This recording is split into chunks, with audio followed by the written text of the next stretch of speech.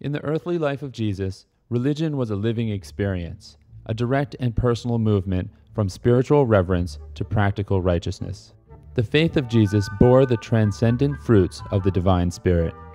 His faith was not immature and credulous like that of a child, but in many ways it did resemble the unsuspecting trust of the child mind. Jesus trusted God much as a child trusts a parent. He had a profound confidence in the universe, just such a trust as the child has in its parental environment. Jesus' wholehearted faith in the fundamental goodness of the universe very much resembled the child's trust in the security of its earthly surroundings. He depended on the Heavenly Father as a child leads upon its earthly parent, and his fervent faith never for one moment doubted the certainty of the Heavenly Father's overcare.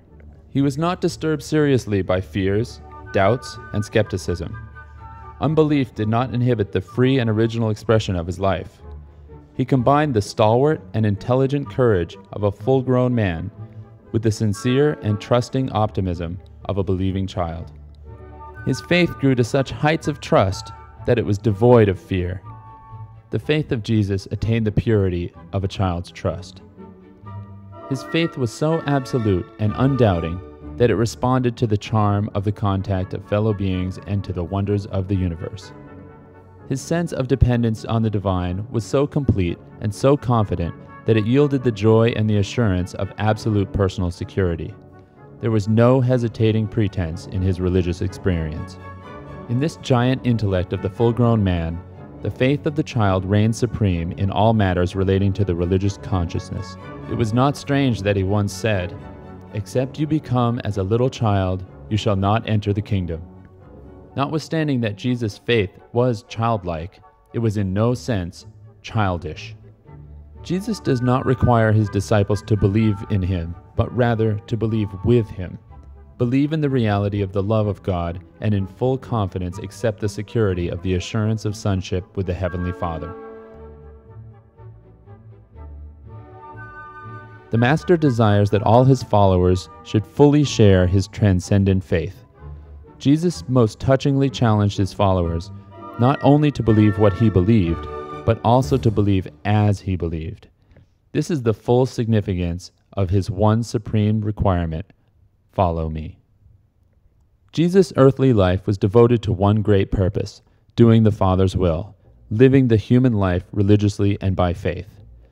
The faith of Jesus was trusting, like that of a child, but it was wholly free from presumption. He made robust and manly decisions, courageously faced manifold disappointments, resolutely surmounted extraordinary difficulties, and unflinchingly confronted the stern requirements of duty. It required a strong will and an unfailing confidence to believe what Jesus believed and as he believed. The time is ripe to witness the figurative resurrection of the human Jesus from his burial tomb amidst the theological traditions and the religious dogmas of 19 centuries. Jesus of Nazareth must not be longer sacrificed to even the splendid concept of the glorified Christ. What a transcendent service if, through this revelation, the Son of Man should be recovered from the tomb of traditional theology and be presented as the living Jesus to the church that bears his name. Surely the Christian fellowship of believers will not hesitate to make such adjustments of faith and of practices of living as will enable it to follow after the Master in the demonstration of his real life of religious devotion to the doing of his Father's will and the consecration to the unselfish service of man. Does institutional Christianity fear the possible jeopardy of traditional ecclesiastical authority if the Jesus of Galilee is reinstated in the minds and souls of mortal men as the ideal of personal religious living? Indeed, the social readjustments, the economical transformations, the moral rejuvenations, and the religious revisions of Christian civilization would be drastic and revolutionary if the living religion of Jesus should suddenly supplant the theologic religion about Jesus. One of the most important things in human living is to find out what Jesus believed, to discover his ideals, and to strive for the achievement of his exalted life purpose. Of all human knowledge, that which is of greatest value is to know the religious life of Jesus and how he lived it. To follow Jesus means to personally share his religious faith and to enter into the spirit of the Master's life of unselfish service for man.